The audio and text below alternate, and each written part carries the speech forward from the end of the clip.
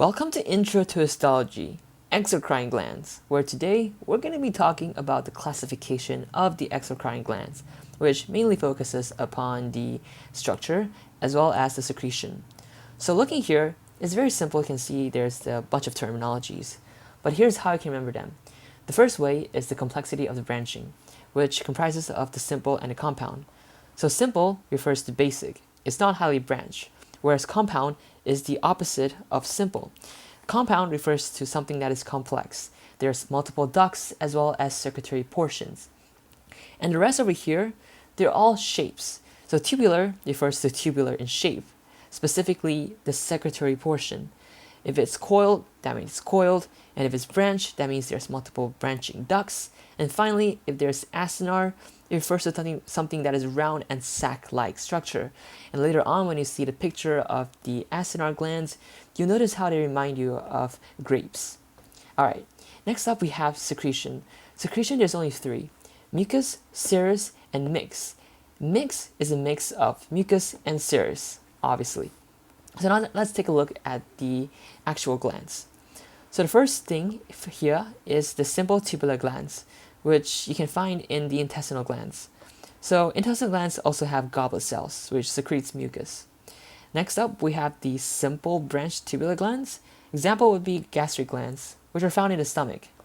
And the cells of the epithelium of the simple branched tubular glands are columnar cells, which secrete HCl. Thirdly, we have the simple coiled tubular glands. Example would be sweat glands and sebaceous glands. And here you can see that there are two portions. The first is the secretory cells, which are responsible for secretions. Here, whoopsies, let me fix that. Alright, so the secretory cells are responsible for the secretions. And now we have the excretory ducts, which are responsible to bring the secretions all the way to the surface. Next up, we have the compound acinar glands. Example would be the mammary glands. So again, we have the secretory and the excretory portion. The secretory acini, the sac-like structures, are filled with milk.